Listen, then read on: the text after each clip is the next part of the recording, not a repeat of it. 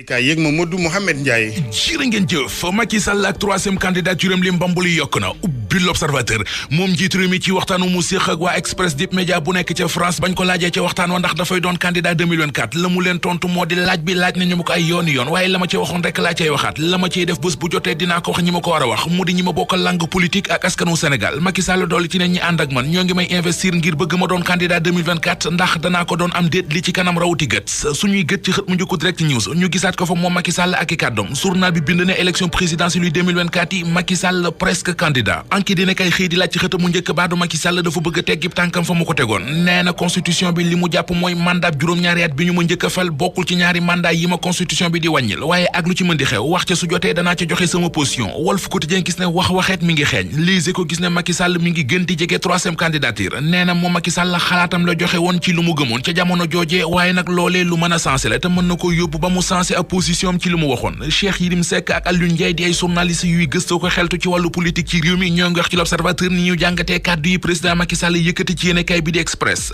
keneen ku xëy di ko jàngat ci l'Observateur mooy Alassane Ndao di docteur ci wàllu sociologie politique journal Bës Bi Le Jour xëyee ci xëtamu njëkk photo bu Macky Sall toogee ci kanamu oto tëye baar bi mel ni kuy dawal yéenekaay bi bind ne Macky foncé na ci waxi troisième mandat yi foncé na ci mbiri Ousmane Sonko Macky Sall nee na xamul lan mooy xew ëllëg waaye ku yaakaar ne mën nga xoqatal état bi wala nga mën a bloquer justice bi dóor nga sa loxo ci ëkk yaa ngi nax sa bopp nee na bu démocratie amul woon ci Sénégal kon kaaw Ousmane Sonko féete na bor bu yàgg président de la République Macky Sall ci xët mu njëkk la Sénégal ci mu doon waxtaan ak yéenekaay bii di journal L'Express ci la yéenekaay bii di la Sénégal xëyti bu Macky Sall di fa xam la ne bëgg rëcc ci yoon mënut a tax benn leader politique muy wàcce nit ñi ci mbedd mi ak di leen instrumentaliser ki ñu jàpp ne moom wax ji di Ousmane Sonko moo xëy moomee xët mu njëkk Vox Populi journal bi dañu wax ne moom jiital parti Pastef li ca la l'hôpital ba mu tëdd fa la defee démb ab déclaration ba wax ne keroog ba ñu koy koli di ko yóbbu tribunal dañu ko doon jéem a boom maanaam tentative d'assassinat bu ñu jëmee woon ci moom li ko ñoñam yi di sàkkul moom Ousmane Sonko mu di évacuation sanitaire maanaam ñu yóbbu ko bitim réew faje ko fa Vox Populi nee nañu Ousmane Sonko nee na bëggul nee na def nañu ay prélèvement ci yére yu mu soloon keroog bu yóbbu ko bitim réew ngir def ci ay analyse ba xam li ñu ko sotti keroog lu mu doon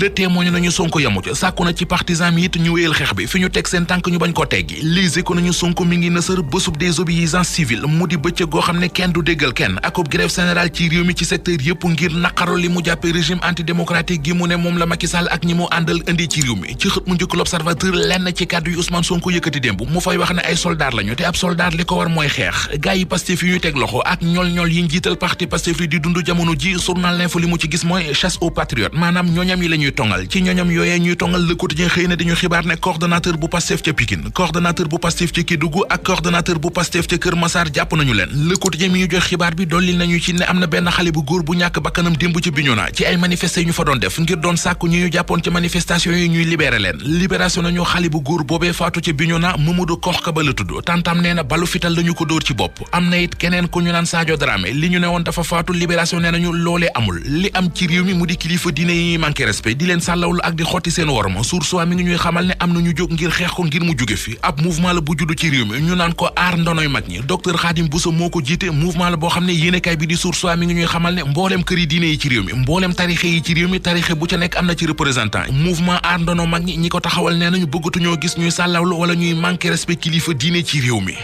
asalaamaaleykum wa rahmatulah mbokk yi ñu ngi leen di nuyu di leen ziar di leen ñaan jàmm nekk la gën a fës si la gaay ay amati nañ mbégte bu baax tey taxaw seetlu bi la rek gis nañu kàddu yu Macky Sall yëkkati comme ni mu koy defee rek manqué de Sénégal manqué respect de Sénégalais yi comme chaque jour dañuy manqué de respect parce que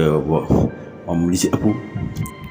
ci médias yi nga xam ne nekkuñu réew mi surtout en particulier médias yi nga xam ne France la nekk ci lay waxee te bu ci wax ci lay wax ay loxo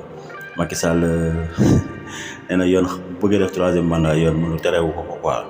booy wër ku mën a wax lu dul dëgg ak ku mën a changer ak ku mën a jaxase ak ku mën a yàq mooy Macky Sall nguuru Macky Sall président yi fi jaar Sénégal man li ma xam Macky Sall mën na ba moo ci na bon jikko moo ci gën a dàq jaxase instant politique am fexe na ba jaxase population bi jaxase nag kilifa diine ak opposition bi ak yeneen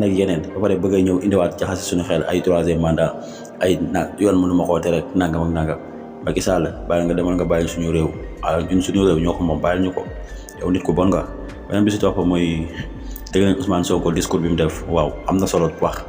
parce que tamit bu génnee réew mi amaana dikkaat si réew mi mën na bañ a yomb léegi nag ni ñuy def moom xam na ni muy xeexee ak xam na ñi ko àndal kon na fexe taxaw fexe wane ba lépp leer parce que tamit instant yi am na ñoo xam ne am nañ yaakaar ci moom bu baax a baax ñu ngi topp ci ginnaawam di ànd ak moom di daw kon nag tey bu génnee def discours bu mel ni sax amaana mën na dalal xel yu bari parce que ñu bari ñi kumpa amoon dalal ci digg ci wér-gu-yaram Ousmane Sonko ko bu génnee wax ni dina dalal xel yi parce que nguur gi buñ génnee Ousmane Sonko tamit comme ni ma ko waxee démb rek ñoom seen arrangement lay doon parce que booy buñ ko gisatuñ discours yi amaana mën nañoo apaiser bu baax a baax kon nag beneen bis muy professeur Khadim Bousso moom mooy jiite ànd ndono mag ji parce que moom fi pas ndax mouvement boobu taxawul ko day défendre ndam ji mais day défendre intérêt boppam quoi parce que position fekkoon keneen ku neutre la ku ñëw taxaw koo xam ne si amaana kooku mën nañu wax ne muy woote dëgg la mais ku dee ay genre docteur Khadim Bousso ak keneen ku bokk Pastef ak nangam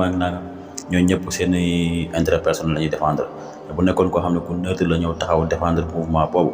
amaana mën na kii ñun nag dañoo gëm sëriñ gëm mag ñi duñu mës a taxaw di saaga mag ñi wala ñu ne xalab amul mbindeef bu tax di taxaw di wax mag ñi naka sudul noonu ku nar a yàq suñu digganteeg sëriñ si yow la ñuy bàyyi ànd ak sëriñ si ndax ñoo fi nekkoon dem ba tey dooga ñëw mu nekkoon seen taxaw sel di am mbégte kontaan di wasalaatu wasalaamu ala rasulillah asalaamaaleykum wa rahmatullahi taala wa barakatu